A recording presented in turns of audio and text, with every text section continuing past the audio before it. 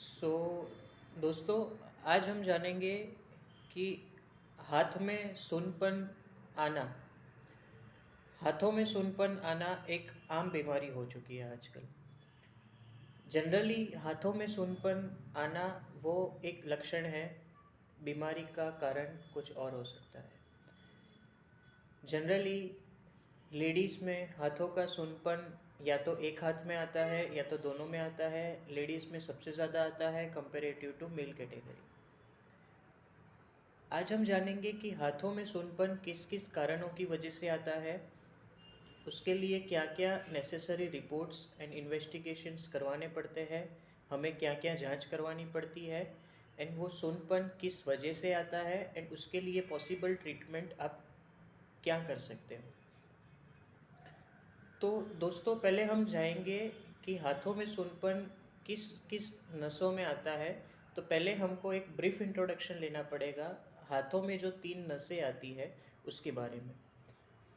दोस्तों, एक ऊपरी तरफ से बाहर की ओर से जो नस आती है उसको रेडियल नर्व बोलते हैं। जो अंदर अंदर के तरफ से आती है बीच के तरफ से उसको मीडियन नर्व बोलते हैं। और जो बाहर ये अंदर की तरफ से आती है, ये छोटी उंगली की तरफ से, उसको अल्नर नर्व बोलते हैं। तो ऐसे 3 नसें हमारे हाथों में सप्लाई होती है, ऊपर गर्दन से लेके हाथों तक। टोटल 3 नसें होती है।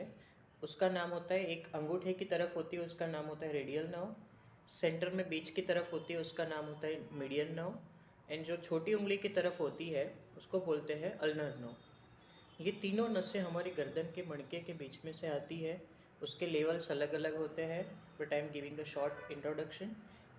ये 3 में से कोई भी एक नस या फिर तीनों नस या तो दोनों नस दबने के कारण आपके हाथ सून पड़ते हैं। अब ये नस के काम करने की क्षमता यानी कि गति धीमी पड़ जाती है, उसके कारण भी सूनपन आता है।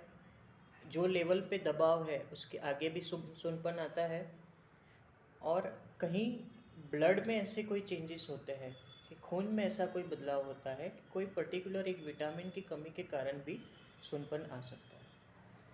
हम 1 बाय 1 करके एक एक टॉपिक कवर करेंगे कि हाथों में सूनपन क्यों आता है। दोस्तों, एक कॉमन बीमारी होती है जिसको बोलते हैं carpel tunnel syndrome. Carpel tunnel syndrome में क्या होता है, इधर जो मैंने आपको बताई, इधर की जो नस मीडियन नर्व वो कंप्रेशन में आती है, उसके ऊपर दबाव होता है, जिसके कारण क्या होता है, हमारी जो हाथ की जो उंगलियां है वो सुन पड़ जाती है। मतलब इधर से लेके पंजे, पूरा पंजा सुन हो जाता है। आपको हाथों से कुछ चीज़ पकड़नी है हाथ से, तो उसमें भी वीकनेस फील होती है।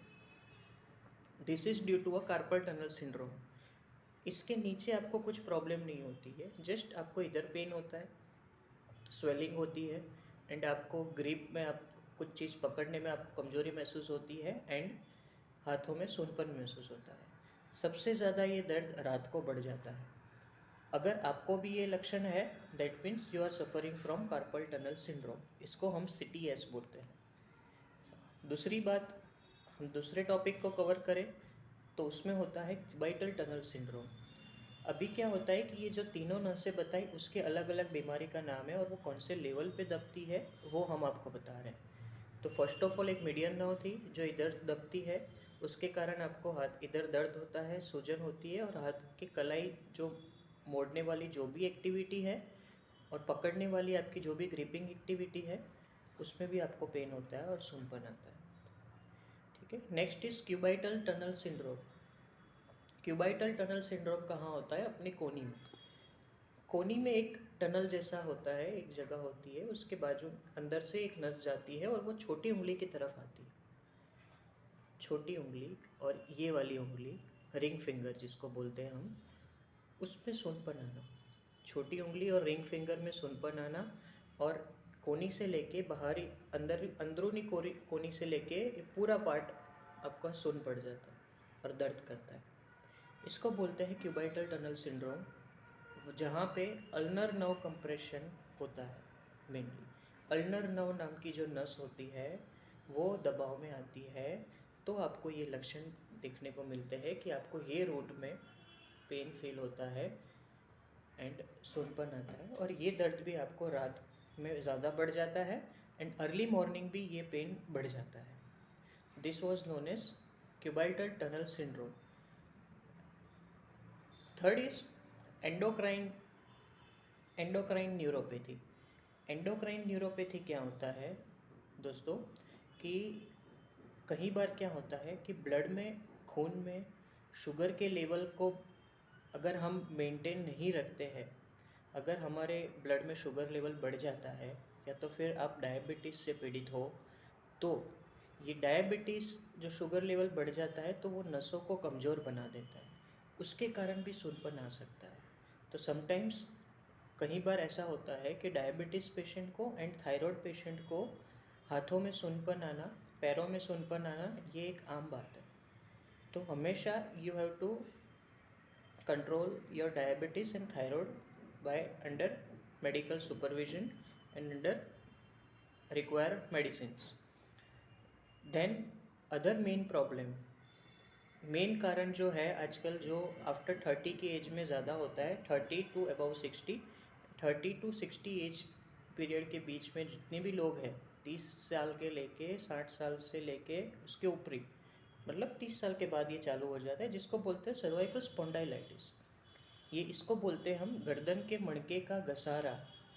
ओके, सो ये घसारा क्या होता है कि जैसे हमारी उम्र बढ़ती है, हड्डियों पे वज़न बढ़ता जाता है, हमारी जो मूवमेंट्स रहती है उसके कारण हमारी गर्दन की जितनी भी एक्टिविटीज़ रहती है, हम डेली टू डेली जो भी एक्टिविटीज़ कर रहे हैं, हम जो लाइफस्टाइल हमारी एडप्ट कर रहे हैं, हम जो खा रहे हैं, उसमें इंटेक प्रॉपर नहीं मिल रहा है, हमारी एक्टिविटीज़ बराबर हो नहीं रही है, तो क्या होता है, हड्डी घिसती है.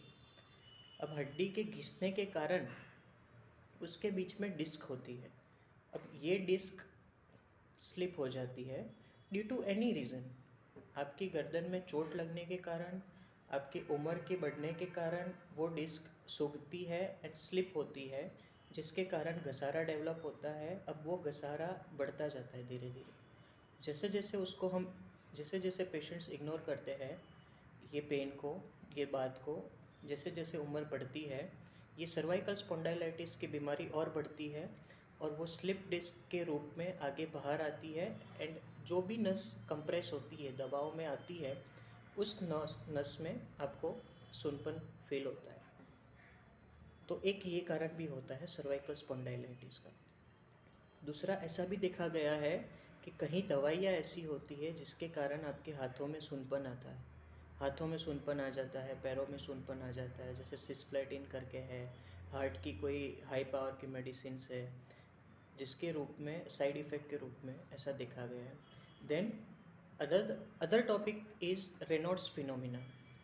रेनॉल्ड्स फिनोमिना एक मेडिकल बीमारी है जो बहुत रेयर देखने को मिलती है. उसमें हमारे हाथ लाल हो जाते हैं और क्योंकि उस पार्ट में आपको खून, ब्लड सप्लाई पहुंच नहीं पाता है और उसके कारण भी सूनपन आता है. देन अदर भी बहुत सारे कारण हैं कि थोरेसिक आउटलेट सिंड्रोम, जैसे कि हमारा ये हिस्सा है तो इधर हमारी जो रिब्स होती है, मतलब पांसड़ी जो बोलते हैं हम गुजराती में, ठीक है, जो हड्डी होती है वो एक एक्स्ट्रा होती है जिसको हम सर्वाइकल रिब बोलते हैं. मेडिकली ऑर्थोपेडिक लैंग्वेज में सर्वाइकल रिब बोलते हैं. अगर वो एक्स्ट्रा रिब है तो उसके बीच में से भी नस दबती है और उसका दर्द भी आगे आता है. जहाँ जहाँ पे वो कंप्रेशन है उसके आगे आपको सूनपन फील होता है और जो नस दबती है वो नस जहाँ पे जाती है या तो आपको पेन होता है या तो सूनपन महसूस होता है. अभी दोस्तों हम बात करेंगे कि ये जो हाथों में आपके सूनपन आ रहा है, हाथों में सूनपन आने का मेन कारण तो हमने डिस्कस कर लिया. अभी हम आगे देखेंगे कि इसको इन्वेस्टिगेट कैसे करेंगे. इसमें मेनली हम 3 जांच करते हैं.